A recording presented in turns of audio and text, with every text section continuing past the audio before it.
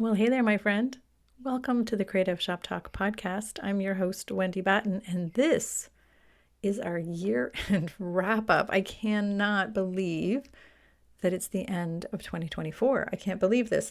So I decided today to do something a little bit different and share some quotes and some thoughts and some takeaways from clients, things that I have been gathering over the year, things that have worked for some of my amazing retailers that I get the privilege and the pleasure of working with, and some of the things that my coaches have shared with me that I found impactful and helpful and inspirational. And I actually have been trying to do this podcast episode for about a week.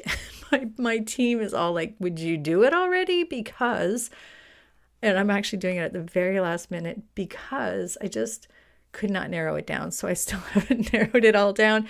So I don't know how long this podcast is going to be by the time I'm done. I don't know. I just had lots of things I wanted to share. So looking back over the year, which is something that I always recommend that we do in our planning sessions, and if you worked through the Design Your Best Year Ever workshop, you went back and looked over your year, or if you haven't already, I highly recommend doing that. But going back and looking over the year, and I keep a document of wonderful takeaways is literally what I call it. So maybe is that dorky? I don't know. Anyhow, it's wonderful takeaways for me is a document that I keep when people either repeat back some coaching things that worked for them, and sometimes they make me laugh because I don't know, it just makes me laugh because I didn't realize it even was driven home or was impactful to them. And sometimes it's things I hear in podcasts, sometimes in books, sometimes, again, from clients, sometimes from my coaches. So I thought I would go through my document and I would share some things with you and hope that you find some thought-provoking. And I guess I always kind of joke and say, like, oh, I never thought of it that way, or I hope it's impactful to you.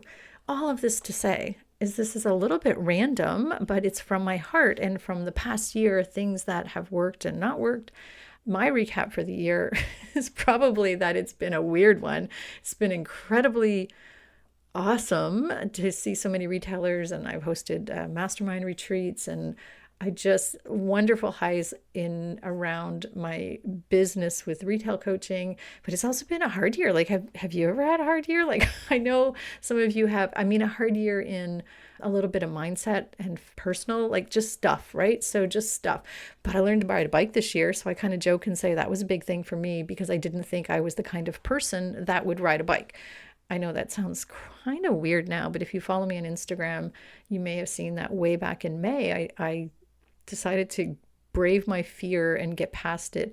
And what I've been working on this year is my mindset of limitations, like what I'm limiting myself to.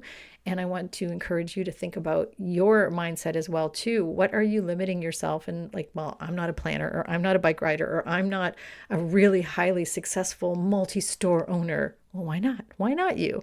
So whatever it is that you want to do is my hope for you going into 2025. And I'm hoping some of these things work for you. Oh, and I did ride the bikes. By the way, I learned to like rock it. And actually, here we are in December, and I miss my bike. We can't bike ride where I live in Nova Scotia. We could bike ride, but I'm too wimpy to ride in the winter. But I really enjoyed it. I am now a bike rider. I love it. So all that to say is that we can do anything that we set our mind to. And some of these things today are going to be around mindset, some around business, and some around marketing. So with all that hoo-ha and gabber dabber and whatever, let's get into it. Let's do our last episode of 2024. And let me share with you some takeaways from my clients and from my coaches and from podcasts and from the last year. Running a retail business doesn't have to be so hard. Welcome to the Creative Shop Talk podcast, the go-to podcast for creative shop owners, studio owners, and independent retailers. I'm your host, Wendy Batten, retail business coach and mentor. Each week, I'll share simple, proven business strategies, inspiring stories from fellow retailers, and advice from industry experts. Together, we're going to work to find the success you want from your retail business with more profits in your till and a little more joy in your life.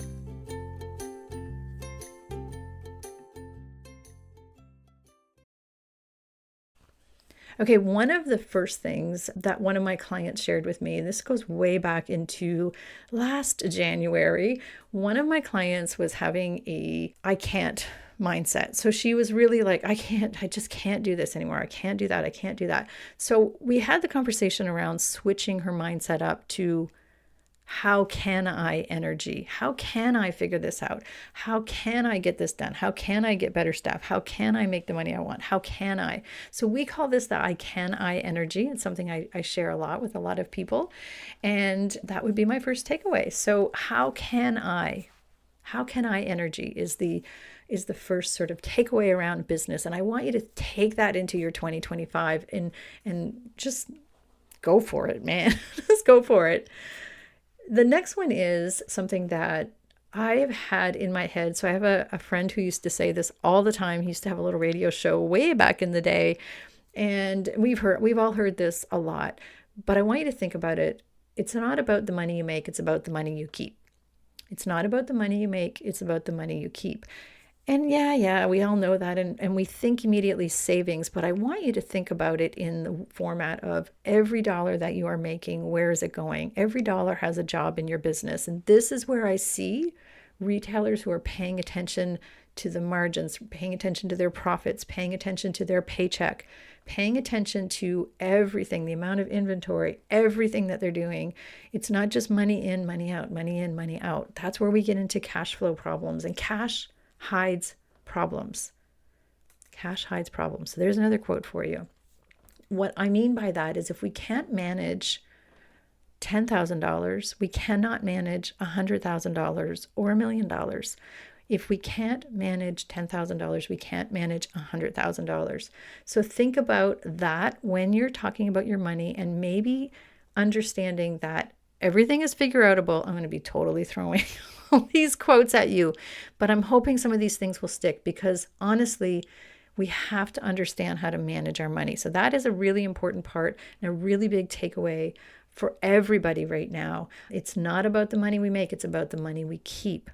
So I want you to really, really dig into understanding your numbers. If that's not something that you don't know really well right now, I want you to really think about that for you and for your business going into 2025.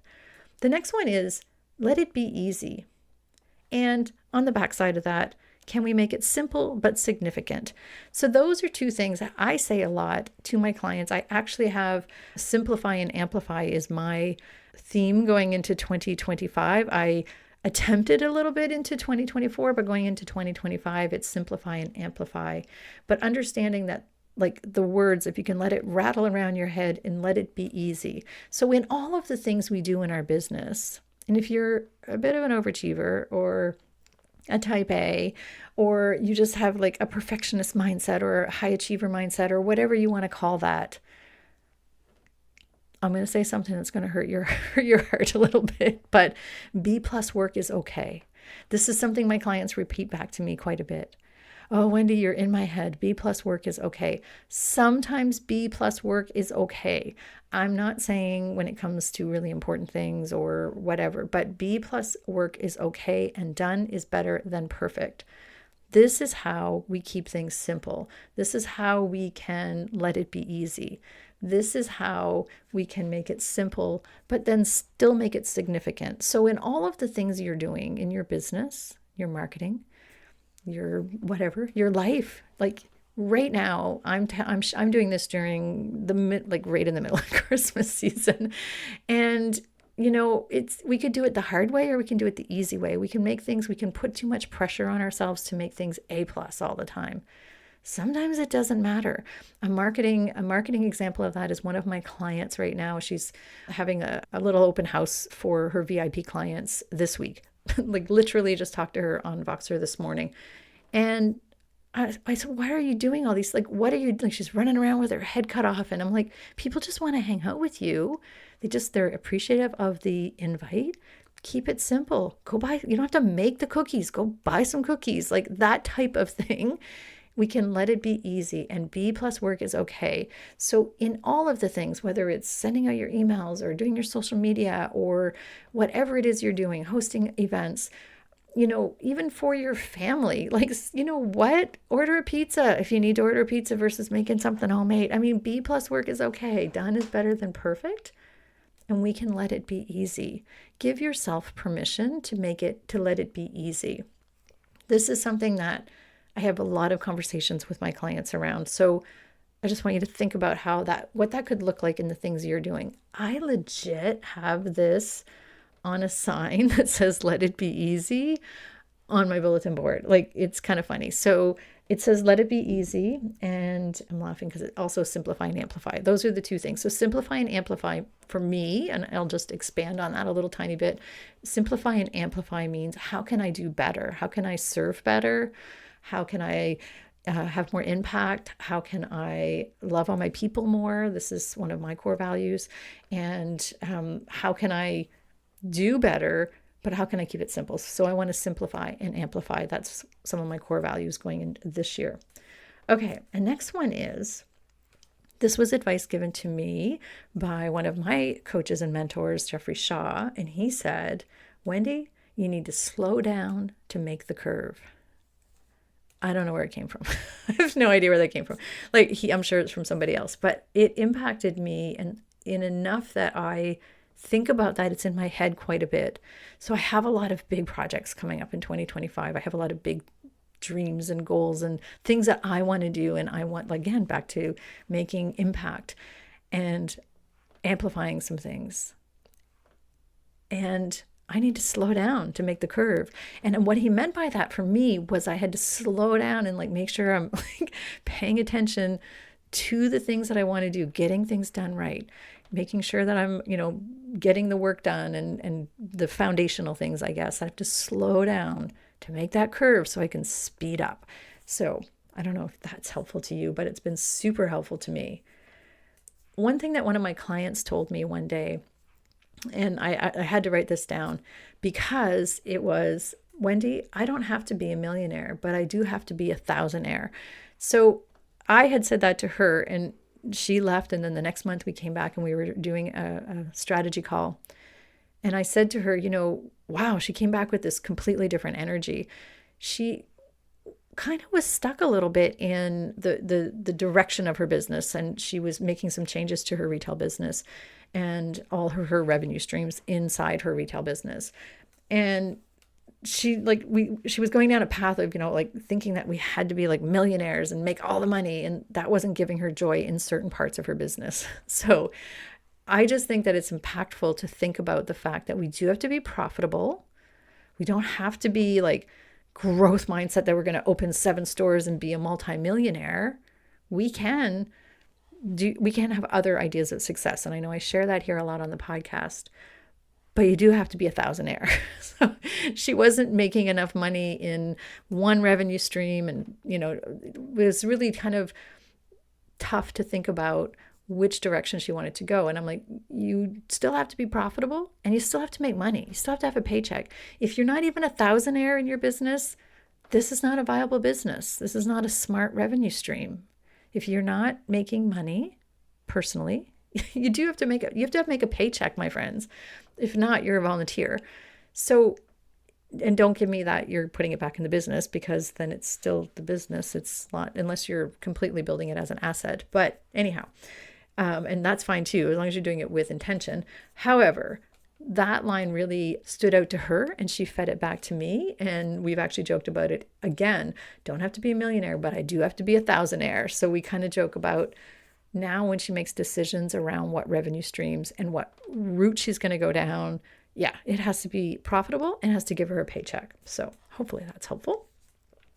The next one is a quote that I love, and it's income seldom exceeds personal development. So income seldom exceeds personal development. If you are not working on yourself, if you are not building skills, if you are not learning new things and evolving in your business, your income will not grow and evolve. And that's an old Jim Rohn quote. And it's one of my favorites. And it's one that a lot of my clients kind of go, oh. I love to also say on the back side of that, learners are earners. If you're learning, you're earning. So, I see it every day with my coaching clients. And I invest in coaching. I have been investing in coaching and support and training for, well, since the beginning of running my first retail business, even when I owned my coffee shop way back in the day. Always investing, always learning, always paying attention.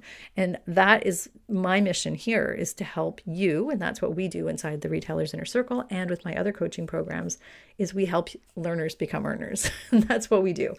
Okay, the next one is, I guess this is a little bit of a marketing one. I guess I'll jump into a little bit of a marketing one, but it's the power of invitation. Customers love to feel, and this comes from something that I taught one of my clients, and she talks about it all the time. She's like, Wendy, the more you talk about the power of invitation, and what I mean by that, or why that affected her, was your customers want to feel part of your journey. Your customers need to feel like they're part of it. Your team need to feel like they're part of it. So the power of the invitation is the meaning around that is, how do people feel involved in my business? How do people, even like asking your clients, we're thinking of, painting the walls red or yellow. I mean, that's a power of an invitation.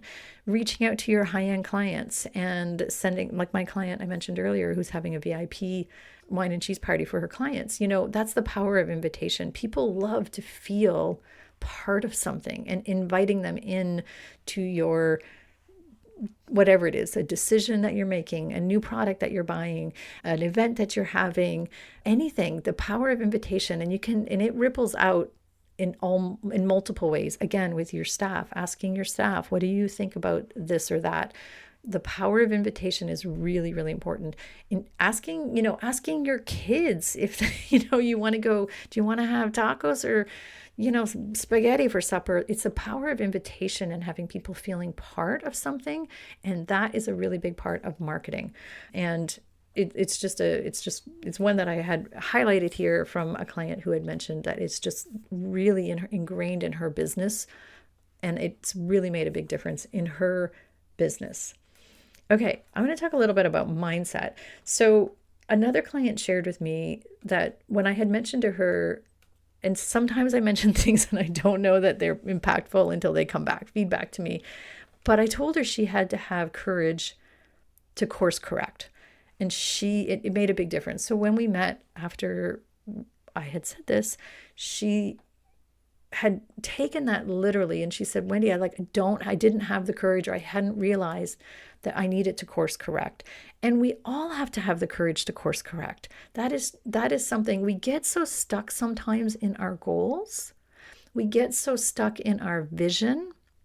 We get so, and we do have to follow, and we do have to, have an aim, as we like to say in our world. We have to have an aim. We have to know where we're going, but we have to course correct. If you're driving down the road and it's a really crappy road and it's a bumpy road, or it turns into a gravel road or a dirt road, or, or it's under construction, we have to course correct. We have to figure a detour around that to get where we want to go.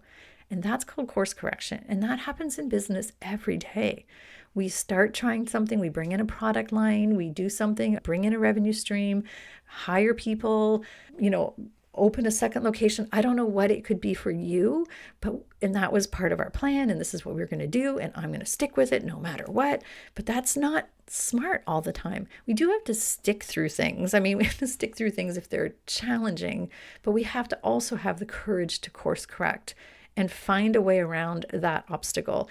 Sometimes that means, we're changing or clearancing things. I mean, every year, every season, we're all buying things. We all have things that we have to course correct around inventory. That happens every time.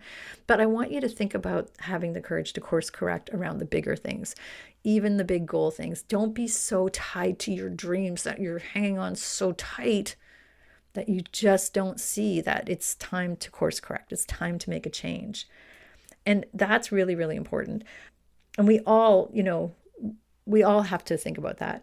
We also have to, so along those lines, I guess another thing that somebody had said to me fed back to me was, when I say regularly, and I say this in the podcast a lot, but pay attention to the tension. So pay attention when things feel like they're tension filled. This is something to pay attention to. Why does that get your gall, or why does that give you tension? It's something to think about, and it's something to also helps you maybe with decision making and ideas. Another one that someone said to me, one of my coaches said to me, if you stay in your head, you're dead. We know this. It's kind of a common line, but still, stay in your head, you're dead. That is that's a good one to have rattling around your head. If you're staying in your head, you have to have people around you, support, coaches, other people. Get it out, write it out, figure out what the tension is, what the reason is. You are not an island. You are not the one that has to figure it out. Everything is figure outable. If you stay in your head, you're dead. It also means if you're not seeking guidance, seeking support, finding mentorship, any of these things, you're going to be staying in your head. You're going to be dead. So there's that. A client just shared with me yesterday, actually sent me an email, and she said she loves my list of words to drop. So my list of words to drop are busy, I'm sorry, just, and but.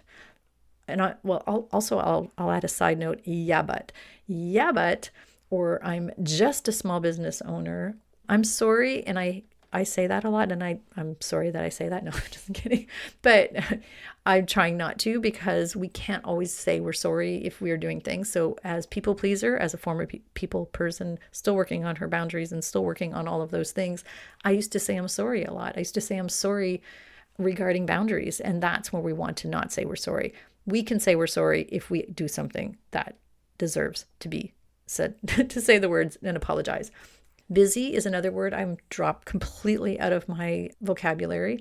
We get what we tolerate, right? So if I keep saying, and we also, the other thing that's actually just my husband, he said just the other day, we were talking about this, what we focus on expands. If you focus on being busy, you're just going to feel busier. If you focus on anything, overwhelm, any of those things, lack, if you focus on anything, you're just going to multiply it, right? So what we focus on expands. So we want to focus on the good things, not the bad things. So the words that I've dropped are busy, I'm sorry, just, but, a few other words, but those are some of the main ones that a lot of my clients love. Another favorite quote, hopefully you're finding these helpful, but for a mindset, flip the script, as we like to say. We cannot be upset about the results that we didn't get from the work we didn't do. So this is something I say to my clients a lot. You cannot be upset about the results you didn't get from the work you didn't do.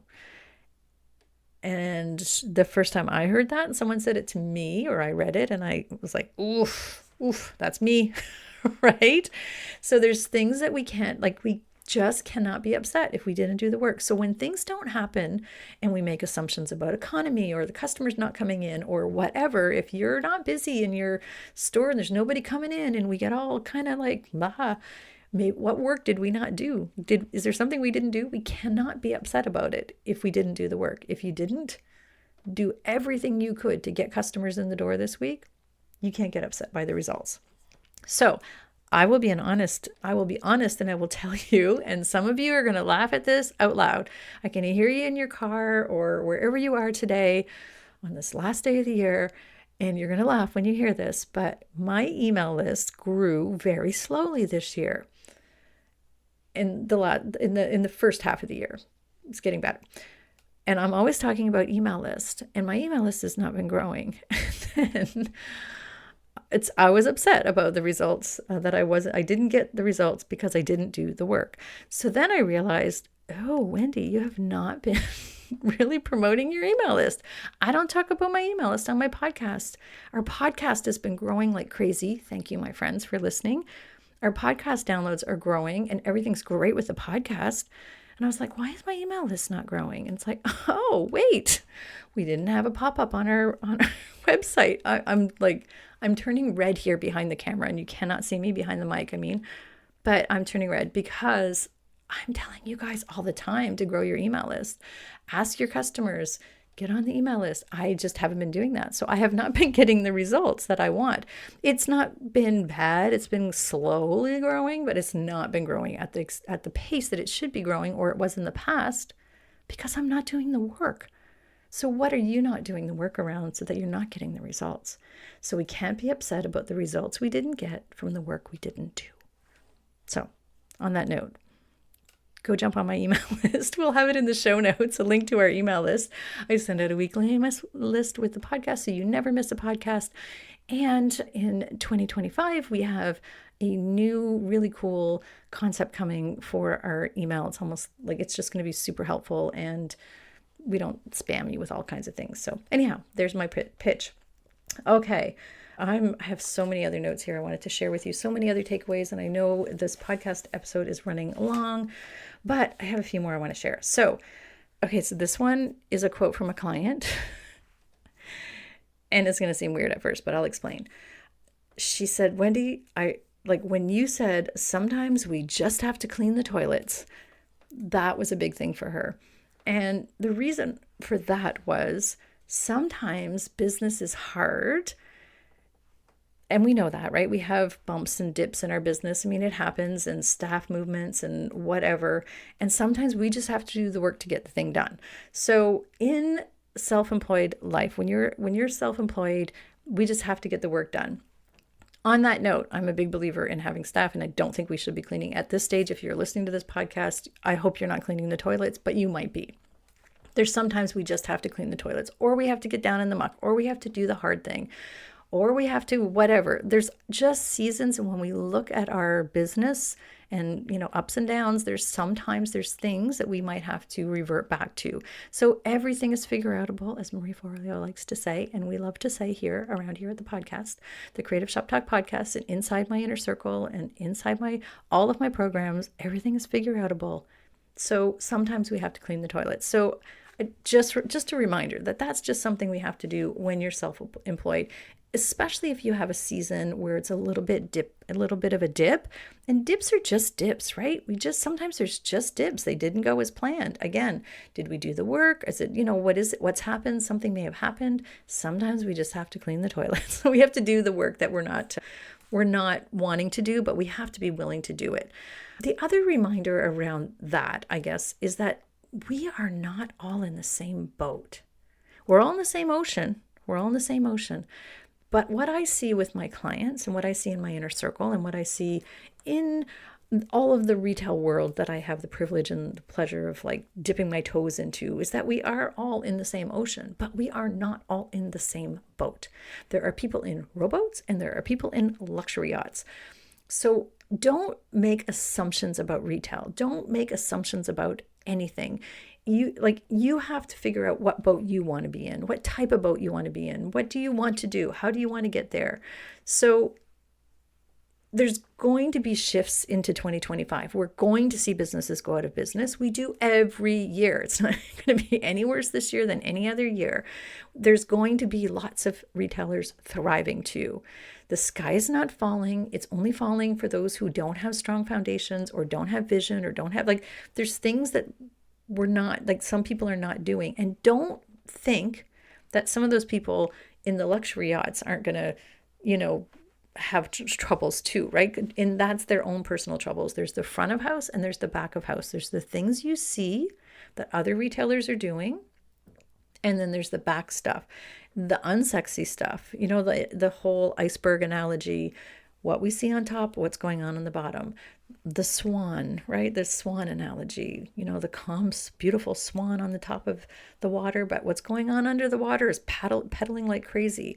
I'm here to tell you that if you do the work, and if you have the foundation, if you have the vision, and you're not ostriching, meaning having your head in the sand, and you're doing the work, there's going to be people in different boats. So please don't think that the sky is falling or anything's when you see other people in your ocean, other people in the retail ocean. So what I always say is, awareness is the first stage of any change, right? So if you're feeling like you need a change, be aware of the problem. Where do the changes need to happen? Is it understanding cash flow? Is it being a better leader? Is it understanding your marketing? You have to pay attention to these things and understand. And that's just awareness, right? That's just awareness. And being courageous, back to what we talked about at the very beginning, right? And understanding about being courageous in your business. having the courage to course correct, maybe around the learning, right? So I just wanted to remind you of that. Another quote that was really impactful to me this year, and it's going to sound embarrassing, I guess, maybe, but your insecurities are not serving anyone. That was a quote that I read from Donald Miller. And I was like, whoa, that's awesome. Like, that's a great quote. I've been sharing that with my clients. My mastermind members have heard me say that a few times. Your insecurities are not serving anybody. And think about that. So if you're insecure in your business, that is not helping your business, not helping your team. It's not helping your customers, it's not helping your family. And in my case, I will say that I was just starting to doubt a few things. Like I was like, oh, I don't know if I should try these things or if I should try that things. And so, yeah, and my insecurity around things was not going to serve the mission. It was not going to serve my business. And I gave that up. So we have to just keep moving forward. But don't think that there's not. Everybody has insecurities around parts of their business. So, all right. One of the questions I love to ask my clients is this helping or enriching my life? So if you're stuck in something in your business, or you're stuck in a decision, or you're doing something and you're wondering if I should be doing this, is this helping or enriching my life in any way? Is it helping my business? Is it helping my family? Is it helping my life? A lot of times we're doing things that are not important. So that's a really good filter check sometimes. Okay, one last one. Oh, no, I'm going to do a couple more. Okay, so hopefully you're bearing with me here. A really great book quote from Dan Sullivan's book, 10X is Better Than 2X. I think this is the book that it's from, but it is Dan Sullivan. Nothing happens until after you commit. That's a good one, right? Nothing happens until after you commit. And what that means, and to untangle that one, untangle the knot, it's just if you keep in the same and you don't make a commitment to anything, if you don't decide to get coaching, you don't decide to learn your numbers, or you don't decide to bring in that new product line, if we're not committing, we're just same. Everything's just staying the same. So nothing will happen until you commit. And you have to commit in your mind first, right? You have to commit that I'm going to do this and it's going to work. That is commitment. I'm going to bring in this new product line. This is going to work. I'm committed. You have to commit. I am going to take coaching and I am going to do the work and I'm going to make this work because I am committed to the business. I am going to commit to putting boundaries in place and, working X number of hours and not bringing my laptop home at night because of my family. That is a commitment, but nothing will happen until you commit. There, I'm done with that one. Okay, fix problems now. This was another one that came to me from my coach, from April Strunk, and she said, Wendy, you have to fix problems now. And so I had a couple little things that were not going well and I didn't know how to get past it. And she said, you have to fix your problems now. And on top of that, so fix problems now is a really great, simple way to look at things. On top of that, I recently was listening to the podcast. Lee Cockrell is somebody that I admire in his leadership skills. And I heard him say, you have to do the hard thing. We all know that. I love that. That's so true, right? We have to do the hard thing. We all know it. We're tired of doing it, but we got to do it. But we have to do the hard thing. And the hard thing is usually the right thing. And the right thing is usually the hard thing. Think about it. The hard thing is usually the right thing. And the right thing is usually the hard thing. I will tell you, I love that quote. I have that actually on my list of quotes to review quite a bit. And that's in my head a lot as well, too. I got a lot of things in my head, don't I? Okay, let's talk about a couple of marketing things that a couple of my clients have found really helpful, and we'll wrap this up, I promise. Something I say a lot and something that comes back to me a lot from my clients is a confused mind never buys. Basically, keep it simple. Tell people what you do. Don't get all fluffy and, creative, I guess, in your naming of what you do, or telling your customers what you do, or offering 27 types of pens that do the same thing.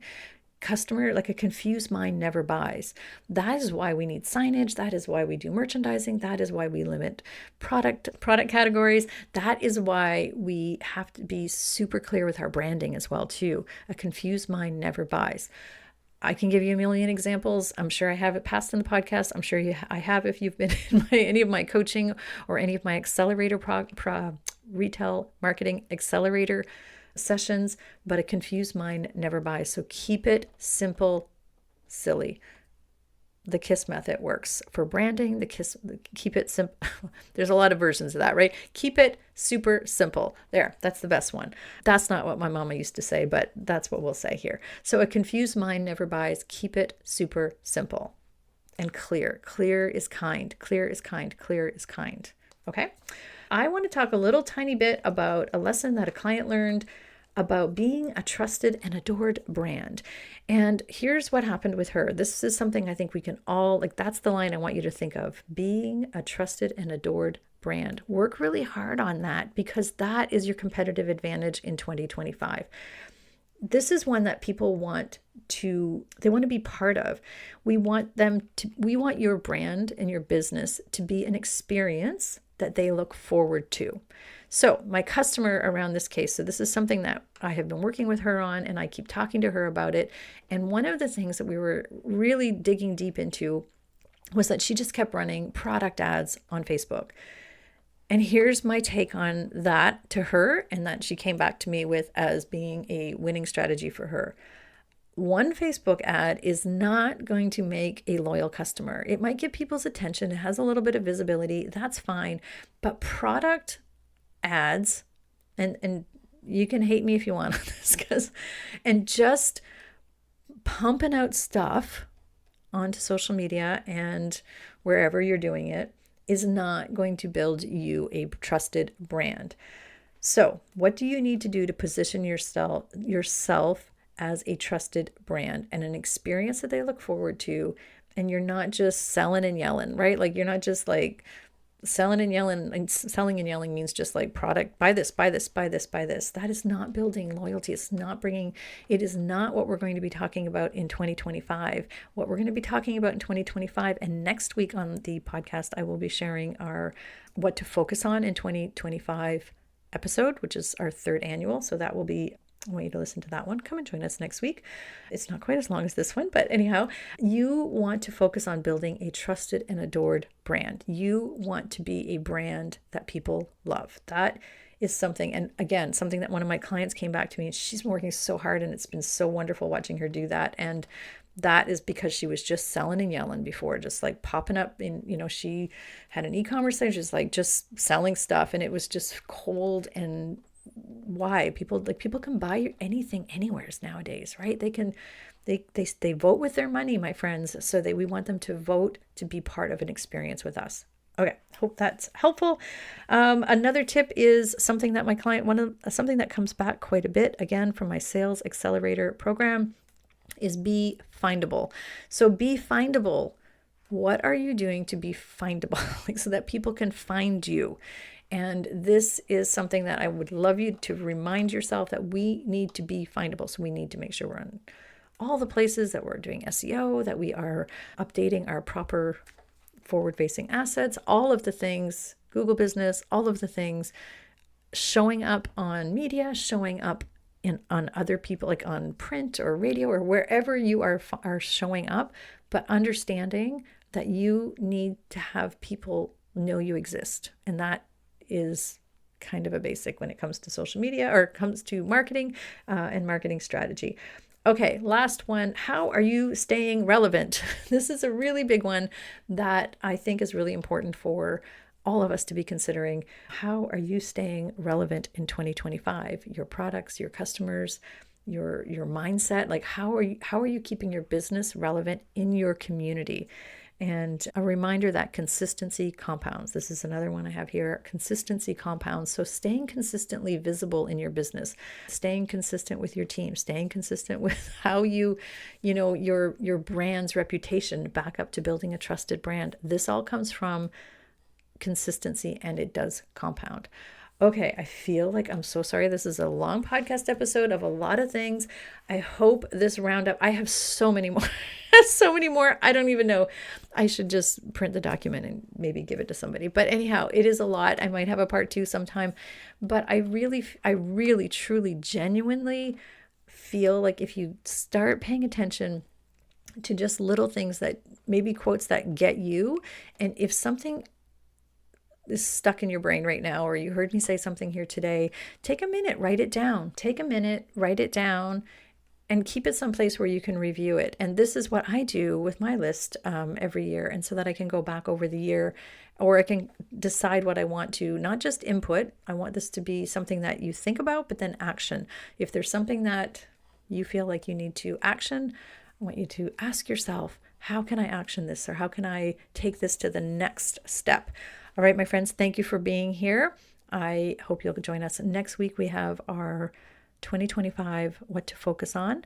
I hope you have a wonderful New Year's Eve, end of 2024. 2025 is going to be amazing, and I'm wishing you the happiest of New Year's. Thank you for being here. Thank you for listening to the Creative Shop Talk podcast. Thank you for chatting with me on Instagram. I love all our conversations. Thank you for signing up to my email list. If you have done that, if you haven't done that, I would love you to. But just thank you. It's a big thank you. Gratitude is important, and I am so grateful for you. Like, I'm so grateful for you putting me in your earbuds and listening to me every week and being part. And I'm so grateful that you're doing all these wonderful things. And if nobody's told you that this year, thank you for being a small, independent specialty retailer. It's so important for your community. If no one else has told you, I want to tell you, you're doing an amazing job, and you are super important to the economy, and you're super important to that board of directors sitting at your kitchen table. And, hopefully you're feeling super proud and happy of all the wonderful things that you have done for yourself and for your business this year. Thank you for being here. Have a wonderful, wonderful New Year's Eve and a wonderful 2025. We'll see you next week.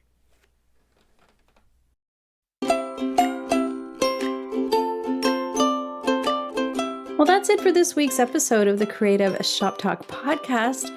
I'm so glad that you're here to join us this week, and I hope you found value in what we're sharing here.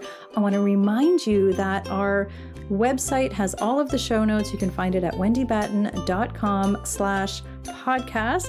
Everything that you need to hear about today's podcast is there. Also an opportunity if you need to reach out to me. If I can support you in any way whatsoever, please feel free to reach out. So thanks for joining us. Please leave a review, subscribe if you can, and never miss an episode. We hope to see you back here again next week. Thanks, my friend. Have a great week.